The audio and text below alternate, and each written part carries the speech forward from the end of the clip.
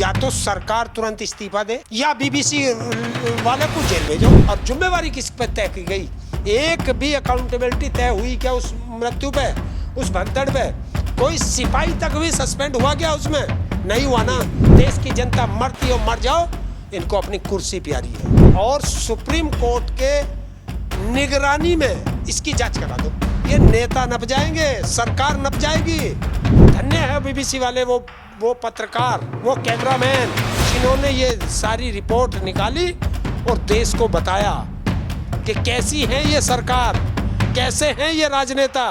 तो जो 25 लाख दिए गए वो इनके अगड़े होंगे, जो 5 लाख दिए गए वो अगड़ों में भी कमजोर वर्ग होगा, और जिनको नहीं दिए गए वो तो पीडीए वाले होंगे। ताऊ जी, सबसे पहले मेरा यही सवाल कि जो कुंभ हुआ, महाकुंभ हुआ, उस भगदड़ में जो संख्या बताई गई और अब जो आंकड़े आ रहे हैं, इसको सबसे पहले आप कैसे देखते हैं? देखिए, या तो सरकार तुरंत इस्तीफा दे या बीबीसी वाले को जेल भेजो। एक तो गलत है, और जो बीबीसी है वो भी अपनी पूरी पुख्ता तैयारी के साथ आया होगा। तो इसका मतलब सरकार ने छुपाया। क्यों छुपाया? आज देश सिर्फ एक ही सवाल करेगा कि महात्मा होकर के, योगी होकर के इतना बड़ा झूठ कैसे बोला जनता के ऊपर। और ये पता है झूठ क्यों बोला? जिनका मुखिया झूठों का सरदार हो तो उनकी बाकी के लोग कैसे होंगे? नरेंद्र मोदी जी ने पूरी बीजेपी को और सारे मुख्यमंत्रियों को झूठ बोलना सिखा दिया है, और वही झूठ बोला जा रहा है। जनता की जो मौत है वो इतनी सस्ती हो गई इन राजनेताओं के लिए कि ये उनको भी छुपाने लगे। लेकिन एक मीडिया जो काम करके दिखा रही है, वो सरकार काम नहीं कर पा रही है। ऐसी क्या मजबूरी आ गई कि आंकड़े छुपाने की नौबत आ रही है? देखिए, ये मीडिया जो है वो बीबीसी है, हिंदुस्तान का मीडिया नहीं है। क्योंकि हिंदुस्तान का मीडिया तो गुलाम हो चुका है। उससे तो अब आप कोई आशा कभी मत करना कि जो हिंदुस्तान के मीडिया पे आपको कोई खबर सच्ची मिलेगी या अच्छी मिलेगी। इससे तो आप बेफिक्र हो जाइए, ये तो कभी जीवन में नहीं मिलेगी। लेकिन धन्यवाद है उस बीबीसी का, जिसने इतना दौरा करने के बाद और जिन जिन के व्यक्ति जो उस भगदड़ में मरे उन तक पहुंचने, उन परिवारों तक पहुंचने के बाद और पूरा उनकी लिस्ट लेने के बाद और मृत्यु का जांच करने के बाद।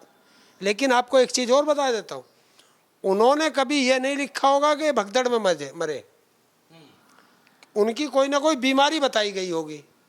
भगदड़ में सरकार जितना इसका प्रचार कर रही थी, जितना इसको प्रायोजित किया गया था, उससे अब सरकार भाग रही है। तो योगी जी बताए ना क्यों भाग रहे हैं? वो एक दिन 37 का आंकड़ा बताने के बाद बस उसी पर सुई अटक गई। लगता है योगी जी के बैटरी खत्म हो गई, जैसे एक घंटे की बैटरी खत्म हो जाती है ना, और वो सुई वहीं रुक जाती है। ऐसे योगी जी की बैटरी खत्म हो गई और वो 37 पे अटक गए। एक तो इनका भी मर गया, बीजेपी और आरएसएस का भी मरा है, और वो है बीजेपी का राष्ट्रीय महासचिव और पूर्व महासचिव और आरएसएस के रहे प्रचारक गोविंदाचार्य जी के भाई। और जबकि उसकी अंत्येष्टि में खुद गोविंदाचार्य जी गए थे। तो अब बताओ किस पे यकीन करोगे आप? और ये देश को पता नहीं चलता। धन्य है बीबीसी वाले, वो पत्रकार, वो कैमरामैन जिन्होंने ये सारी रिपोर्ट निकाली और देश को बताया कि कैसी है ये सरकार, कैसे हैं ये राजनेता, कि कितना झूठ बोलते हैं। लेकिन हरेंद्र ताऊ जी, सवाल ऐसे गंभीर मसले पर यह भी उठ रहा है कि इस बीबीसी रिपोर्ट में यह भी बताया गया कि 3 कैटेगरीज बनाई गई। पहले कैटेगरी में लोगों को 25-25 लाख रुपए दिए गए, दूसरे कैटेगरी में लोगों को 5-5 लाख रुपए की राशि दी गई, और तीसरे कैटेगरी है जिनकी जो है कुछ सबूत ना होने की वजह से उनको जो है पैसे नहीं दिए गए। तो सवाल यह है कि जिन लोगों की लिस्ट आई, चाहे जो भी रहा, सरकार ने मुआवजा दिया जो उन्होंने वादा किया था, तो इसको आप कैसे देखते हैं? गलती एक हो गई बीबीसी वालों से, अगर उन्होंने नहीं जांच की होगी तो जो 25 लाख दिए गए वो इनके अगड़े होंगे, जो 5 लाख दिए गए वो अगड़ों में भी कमजोर वर्ग होगा, और जिनको नहीं दिए गए वो तो पीडीए वाले होंगे। क्यों दिया ऐसा? किसी ने कहा था इनसे पैसे मांगे थे? अगर देना था तो सबको बराबर देते। भारत की जनता जो कुंभ में स्नान करने आई थी कि वहाँ की सरकार हमारी सुरक्षा भी करेगी और हमें सकुशल घर तक पहुँचाएगी, और हम वो पुण्य कमाने जा रहे हैं उस गंगा माँ में, उसमें भी इन्होंने भेद कर दिया। तो मैंने कहा ना, बीजेपी का काम ही है फूट डालो राज करो। ये वही अंग्रेजों के पिट्ठू हैं जो अंग्रेजों ने इन्हें सिखाया है। तो क्यों किया ऐसा? लेकिन ताऊ जी, सवाल ये भी पूछ रहे हैं लोग कि उस रिपोर्ट में ये भी दावा किया गया कि जो भी पैसे जो दिए गए उसके साथ में एक लेटर भी दिया गया, और जो पैसे दिए गए वो काम जो है बता रहे हैं कि राजस्व विभाग का होता है या फिर रेवेन्यू डिपार्टमेंट का होता है। पुलिस में हकमा जा करके क्यों पैसे दे रहा है? लोग इस पे भी सवाल कर रहे हैं, खड़ा कर रहे हैं। आप इसको कैसे देख रहे हैं? देखिए, पुलिस जो देती है, जैसे कोई पुलिस का काम क्या होता है? पुलिस का काम तो सुरक्षा व्यवस्था का है, लेकिन अगर वो क्या आंकड़े बताने कि भाई कितना, नहीं, अगर कोई पुलिस का कोई सिपाही मरता है तो उसकी अंत्येष्टि के 5-7 हजार रुपए जो होते हैं वो कैश जाता है उसके परिवार को, बाकी तो चेक से जाता है। और ये वाला जो सरकार देती है ये भी बाय चेक से देती है, और ये डीएम दिलवाता है, वहाँ का डीएम दिलवाता है। और अगर कैश दिया गया तो ये आंकड़े छुपाने के लिए कैश दिया गया, और ये पैसा किस विभाग से कैश निकला। अब ये सवाल सबसे बड़ा, प्रदेश का मुख्यमंत्री बताए कि ये कौन से अकाउंट से ये कैश निकला, और कैश निकला तो क्यों निकला? टोटल रकम बता रहे 1,30,00,000। कहाँ है मोदी जी की डिजिटल 1,30,00,000 जी, टोटल रकम जो बांटे गए हैं। तो अब 37 लोग मरे, 25 लाख की घोषणा हुई थी, तो वो 1,37,00,000 में कैसे 25 लाख पहुंच जाएंगे? फंस गए। कहाँ था वो जो एक आयोग बना था, वो आयोग क्या देख रहा था? क्योंकि वो आयोग भी पिट्ठू था सरकार का। क्या वो जज भी अपना जमीर बेच चुका है जिसने रिपोर्ट लगाई है? तो ये अपने लोगों को चुनते हैं और अपनी मर्जी की रिपोर्ट लगाते हैं कि पुलिस प्रशासन ही पैसे बांट सकता है। नहीं, पुलिस कभी पैसे नहीं बांटती। डीएम के माध्यम से आता है, ट्रेजरी से पैसा आता है और वहां से निकलता है। तुम्हें चेक मिलेगा, चेक। मोदी जी, तुम्हारा जो डिजिटल इंडिया वो कहाँ है? तो ये जो दो डबल इंजन है ना, ये टकरा रहे हैं।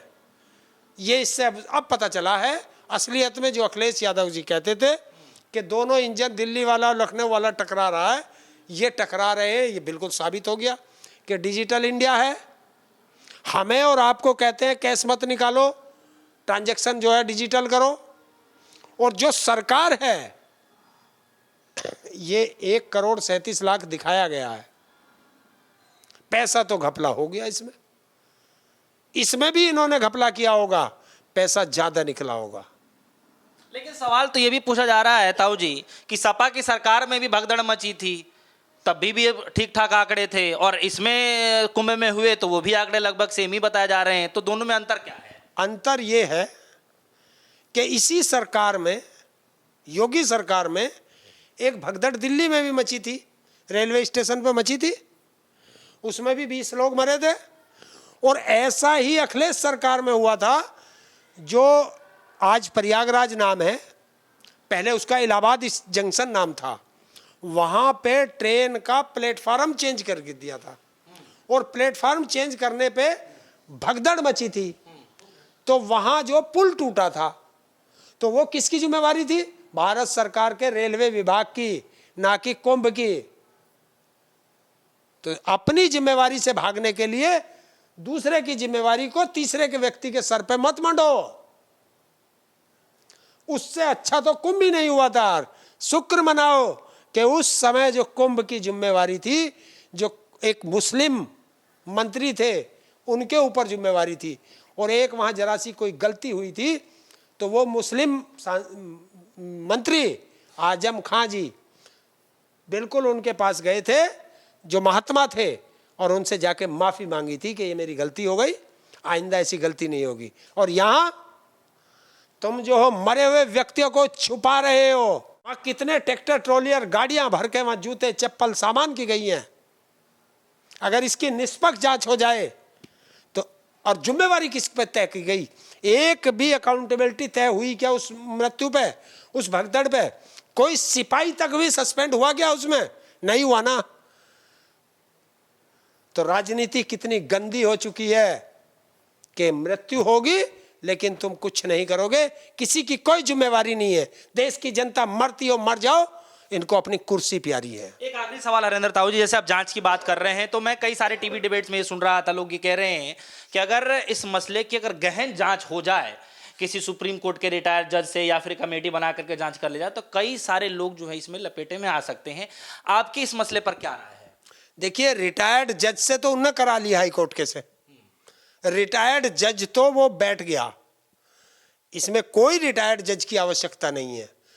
इसमें अन्य प्रदेश जहां बीजेपी का राज ना हो वहां की तो फोर्स लगे और सुप्रीम कोर्ट के निगरानी में इसकी जांच करा दो। ये नेता नप जाएंगे, ये नेता नप जाएंगे, सरकार नप जाएगी, उत्तर प्रदेश सरकार, ये निकलेंगे उनके कातिल। कराओ, हिम्मत है, जब होगा दूध का दूध पानी का पानी, लेकिन कराएगा कौन? सैया भय कोतवाल, तो फिर डर किस बात का? ये क्यों कराएंगे? किसी घोटाले की जांच नहीं कर सकते ये।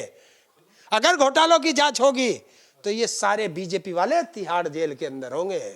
चलिए, बहुत बहुत शुक्रिया। हमारे साथ हरेंद्र ताऊ जी जुड़ रहे हैं जिनसे हम खासा बातचीत कर रहे थे। तो दोस्तों, आप सभी को पता होगा कि किस तरीके से कुछ महीने पहले ही उत्तर प्रदेश के प्रयागराज के अंदर महाकुंभ होता है, और महाकुंभ में जो है जो भीड़ की संख्या थी बताने की जरूरत नहीं है, शायद ही कभी ऐसा माहौल देखने को मिले, और उसमें भगदड़ मच जाती है, कई लोगों की जानें चली जाती हैं। हालांकि जो सरकार आंकड़े पेश कर रही थी लगभग 37 लोगों की, अब वो आंकड़े बढ़कर एक रिपोर्ट में बताया गया, बीबीसी की रिपोर्ट में बताया गया कि लगभग 82 के करीब है। दरअसल इस मामले को लेकर क्या लगता है कि सरकार उस बीबीसी रिपोर्ट के बाद सवाल पूछेगी? क्या इस पर आकर अपनी सफाई देगी? क्या इस मसले की गहन चिंतन मंथन करने के बाद इस पे जो है कोई जांच कार्रवाई किया जाएगा? आप सभी के मन में क्या कुछ चल रहा है, वीडियो कमेंट सेक्शन में जरूर बताइएगा। फिलहाल के लिए दीजिए इजाजत। देखते रहिए सोनी न्यूज़। धन्यवाद।